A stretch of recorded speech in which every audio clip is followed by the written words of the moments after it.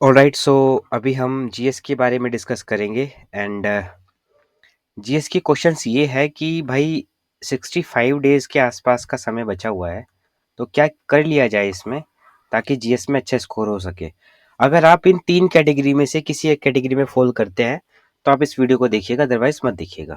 पहली कैटेगरी तो उन लोगों की है जिनको लग रहा है कि यार तैयारी तो अच्छी है लेकिन कुछ तो छूट गया है, पता नहीं कुछ क्या छूटा है, लेकिन कुछ तो मिस हुआ है मेरे से, तो मैं कॉन्फिडेंट पूरा नहीं हूँ। दूसरी तैयारी दूसरा पॉइंट उन लोगों का है जिनके लिए जीएस समझ में आ तो रही है पर वो याद नहीं कर पा रहे, कि हमें याद नहीं हो रही है। और तीसरा उन लोगों के लिए है जिनको लगता है कि हम जीएस में अच्छे मार्क्स, हाई मार्क्स स्कोर करना चाहते हैं। अब मेरे पास कोई जड़ी बूटी नहीं है कि मैं आपको वो दूंगा और आप सीधा आरओ के प्री एग्जाम में बड़ा अच्छा स्कोर कर लेंगे। मेरे पास कुछ एक तरीका है जो मैंने खुद यूज़ किया था एंड उसके बदले में मुझे 130 मार्क्स प्री में अचीव हुए थे।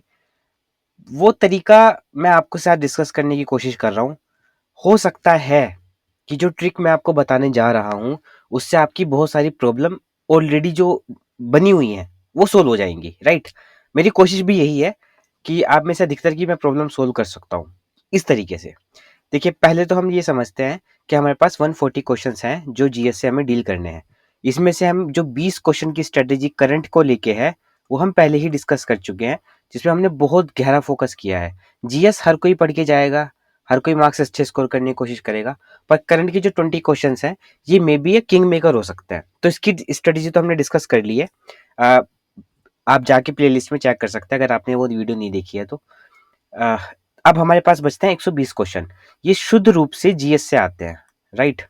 अब जो जीएस के क्वेश्चन आने वाले हैं, देखिए जीएस में लगभग लगभग 7 सब्जेक्ट होते हैं। करंट अफेयर्स को मिला दे, अगर हटा दे तो 6 सब्जेक्ट है। 6 सब्जेक्ट की बहुत सारी बुक्स हैं। इतना समय आपके पास नहीं है कि आप 70 दिन में वो सब बुक्स पढ़ लो, और अगर आपने वो पढ़ भी ली तो उसका कोई फायदा होगा नहीं, क्योंकि जब तक आप उसको अटेम्प्ट नहीं करोगे तब तक आपका स्कोर नहीं बनने वाला। एंड अगर आपने अटेम्प्ट कर लिया और आपका स्कोर कम बना तो फिर क्या करोगे। अब आपके पास दो चॉइसेस है यहाँ से। पहली चॉइस क्या है कि मैं एक काम करता हूँ, मैं ये वाला आरओ छोड़ देता हूँ, मैं एग्जाम देता ही नहीं, या देता हूँ तो आधी अधूरी तैयारी से देता हूँ। पीसीएस को दूंगा अच्छे से, जो पीसीएस 25 वाला होने वाला है। मैं आपको एक मजेदार बात बताता हूँ, ये एक तरह का मजाक हो गया है उन एस्पिरेंट्स के लिए जो सीरियस नहीं है आरओ को लेके। आरओ में अभी लगभग लगभग 65 डेज बचे हुए हैं। जब ये 65 डेज खत्म हो जाएंगे ना, और आप डे जीरो पे होंगे और आरओ का एग्जाम देने जा रहे होंगे, तब पीसीएस में लगभग लगभग 65-70 डेज ही बचे हुए होंगे।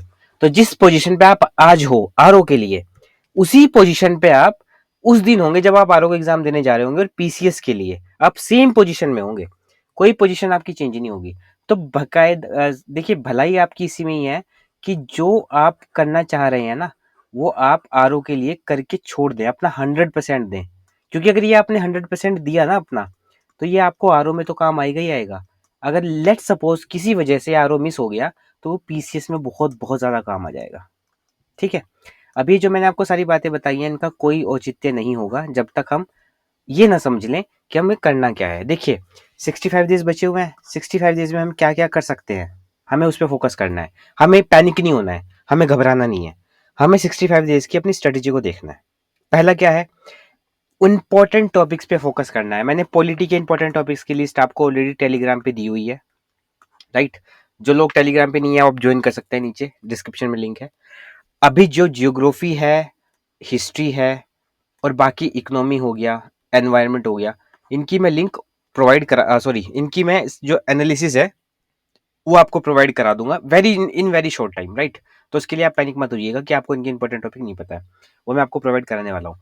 हमें उन्हीं टॉपिक पे फोकस करना है जो अगेन एंड अगेन रिपीट हो रहे हैं, जहां से 80% क्वेश्चन बनते हैं।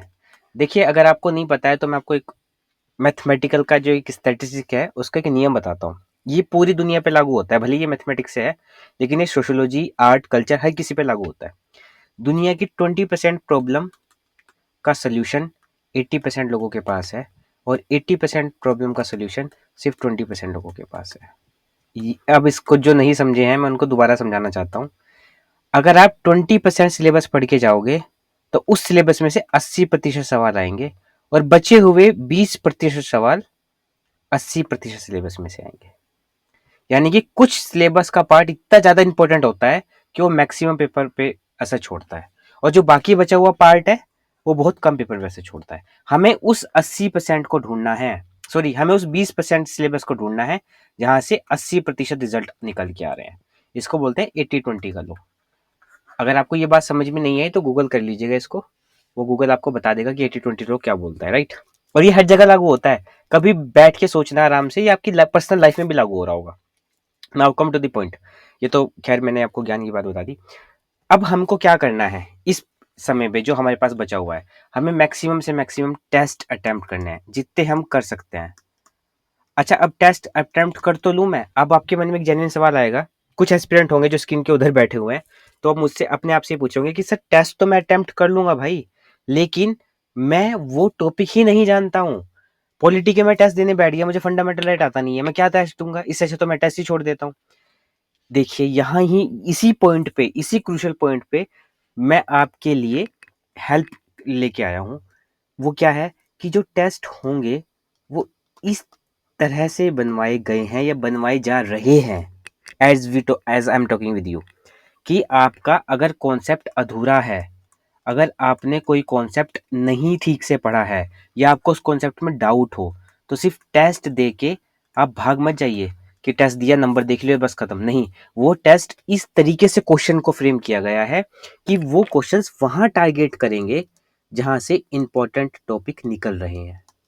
मतलब अगर आप इन क्वेश्चंस को सोल्व करोगे तो आपकी अनकॉन्शियस मेमोरी में, एक तो हम मेमोरी क्रिएट कराना चाह रहे हैं इंपॉर्टेंट टॉपिक की, ताकि जब आप उन क्वेश्चंस को अटेम्प्ट करो तो वो जो आपका अटेम्प्ट है वो आपके ब्रेन में फिट हो जाए कि हाँ ये मैंने क्वेश्चन किया हुआ था और इसका ये आंसर है। उसके साथ क्योंकि आपको एक्सप्लेनेशन भी तो हम देंगे ना कि किस तरह से ये एक्सप्लेन हुआ है, किसका कारण क्या है, क्या रिजल्ट है, ये सब कुछ उसमें है।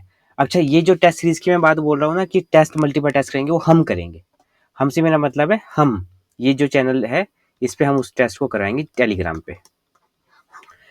अब हम डेली के 2 टेस्ट लेंगे आपके, क्योंकि देखिए 65 डेज में आपको 6 सब्जेक्टों के टॉपिक कवर करने हैं। ये इजी तो होगा नहीं, राइट।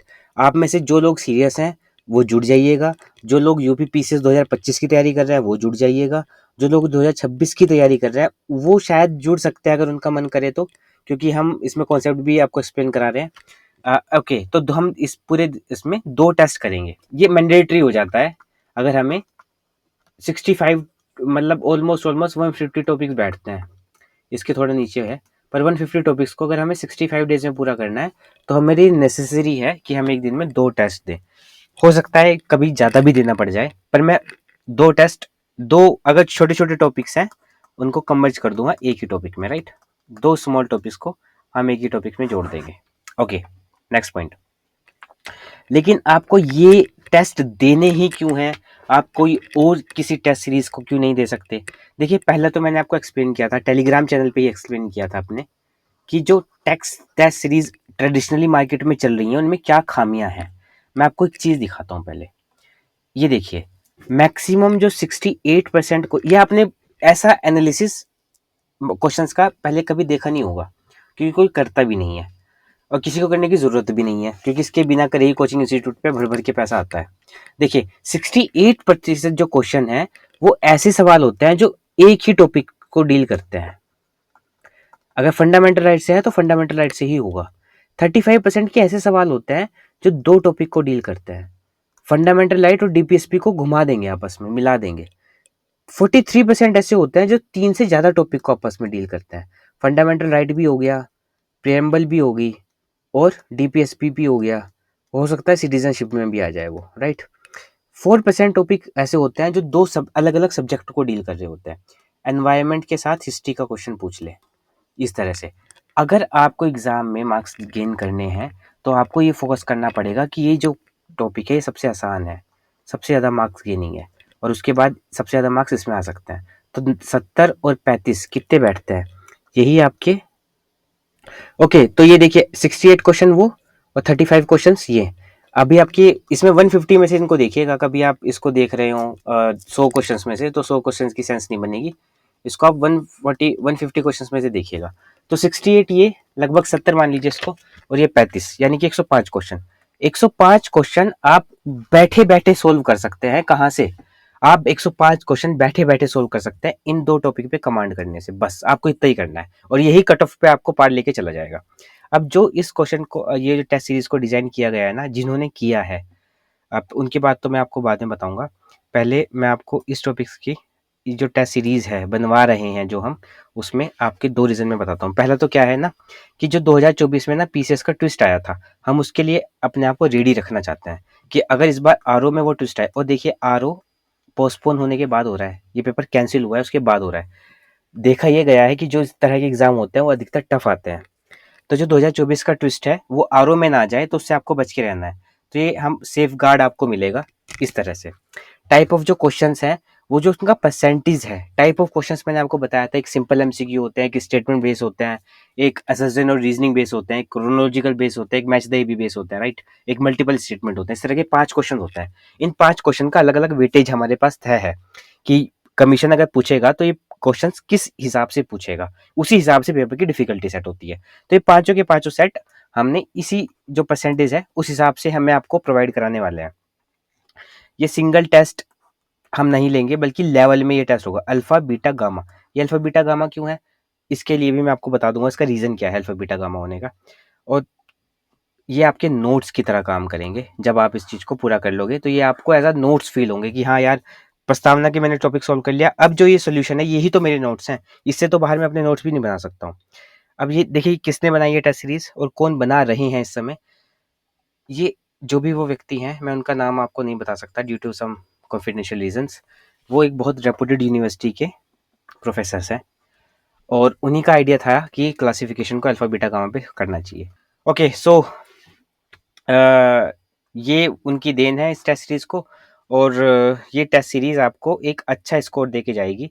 अभी अल्फा बीटा गामा हमने क्लासिफिकेशन कैसे किया है वो मैं आपको बताता हूँ। अल्फा में है वो टॉपिक जो एक सिंगल टॉपिक के सवाल आ रहे हैं, उसको हमने 70% के आसपास रखने की कोशिश की है या रख रहे हैं, क्योंकि वो टॉपिक्स आपको मैक्सिमम मार्क्स दिलाएंगे और इजी भी होते हैं। बीटा वो होते हैं जो इंटरचेंजिंग टॉपिक्स हैं, ये 25% के आसपास है। और गामा वो है जो कॉम्प्लेक्स है, ये 5% है। ये कॉम्प्लेक्स इसलिए है कि कभी 2024 की तरह पीसीएस की तरह अगर ये वाला एग्जाम भी थोड़ा सा लीक से हटके आ गया तो आप उसको झेल पाओ। नाउ ये कब से स्टार्ट कर रहे हैं हम, ये विद इन 2 दिन में हम स्टार्ट कर देंगे। इसका जो फाइनल डेट है वो हम आपको टेलीग्राम पे बताएंगे। Now you may be surprise, you may be wonder कि भाई प्राइस क्या है इसका, इसकी क्या कोई कॉस्ट है क्या, इसका इसका रेट क्या है, राइट। ये टेस्ट आप हमें क्यों, मतलब कितने में दोगे, ये मैं आपको फ्री में दूंगा, मैं इसके लिए कोई चार्ज नहीं कर रहा आपसे। हाँ लेकिन मुझे अभी एक प्रॉब्लम है जिसमें आपकी मुझे हेल्प भी चाहिएगी, आप में से किसी की भी। अगर कोई भी व्यक्ति ये जानता हो कि यो एडिट सॉरी टाइपिंग सॉरी हाँ टाइपिंग किस हिसाब से होती है, उसका आप मुझे रेट बता सकें कोई कमेंट सेक्शन में, तो आपकी बहुत बड़ी कृपा होगी। क्योंकि मेरे पास सब चीज़ें पड़ी हुई हैं, और जो सर भी मुझे प्रोवाइड कराने के लिए रेडी है, but we don't have a typer, right. हमारे पास वो टाइपर नहीं है, एंड ये कॉन्फिडेंशियल मैटर्स हैं, बहुत सारे क्वेश्चन जो हैं हम ये हर किसी को पकड़ा भी नहीं सकते। Then I need a price list की जो थोड़े टाइपर्स हैं वो किस हिसाब से करते हैं। लेकिन मैं कोशिश इसको फ्री ही रखने की करूंगा कि ये आपसे कोई भी चार्ज ना हो। अगर रोज सबसे बुरी सिनारियो में मुझे किसी को पे करना पड़ा, तो I am not that much capable इस समय कि मैं उस चीज को अकेले बटन पे लेके आ पाऊँ। तो कोशिश ये है कि ये आपको या तो फ्री में मिलेगी हमारे चैनल पे, अगर फ्री में नहीं मिल पाई ये, तो किसी भी हालत में ये आपको आपकी एक फास्ट फूड की जितनी की प्लेट होती है उससे महंगी तो नहीं मिलने वाली, राइट। तो मे बी आप में से बहुत सारे लोग फास्ट फूड में नूडल्स चाउमीन खाना पसंद करते होंगे या मोमोज खाने पसंद करते होंगे। तो जो एक प्लेट का आपकी फास्ट फूड का प्राइस है, ये कभी भी उससे ऊपर नहीं जाएगी।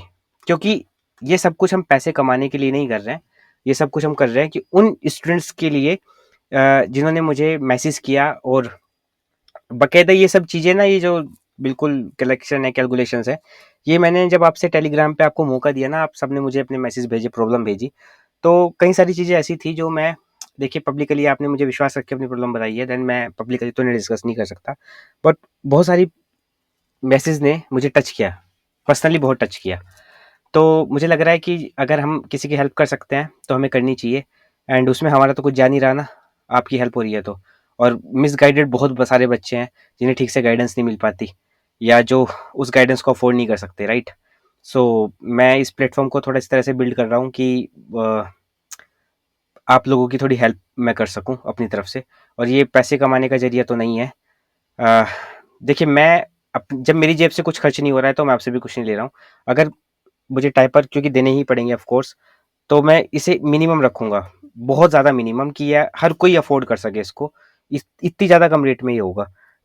प्रायोरिटी तो यही है कि फ्री ही हो, ये मतलब कोई चार्ज हो ही ना आपसे इसका, राइट? तो ये कब से शुरू करने वाले हैं हम? टेलीग्राम पे जब भी मैं ये फाइनेंस वाला इसका इशू निपटा लूंगा कि ये टाइप कैसे होगा, जो भी मेरे पास है और जो सर दे रहे हैं मुझको, वो पीडीएफ से पीडीएफ में कैसे कन्वर्ट हो पाएगा, क्योंकि आपको तो मुझे पीडीएफ फॉर्मेट में वो सबको प्रोवाइड कराना पड़ेगा ना। और ये मुझे जल्दी करना है क्योंकि 65 डेज आपके पास सारे बचे हैं। और 65 डेज में से भी अगर मैं 5-6 दिन तो नहीं लूंगा, मैं आपसे भी मैक्सिमम 2 दिन लूंगा। 2 दिन के अंदर ही सब कुछ शॉर्ट आउट हो जाएगा कि टेस्ट सीरीज कब से आपको मिलने वाली है।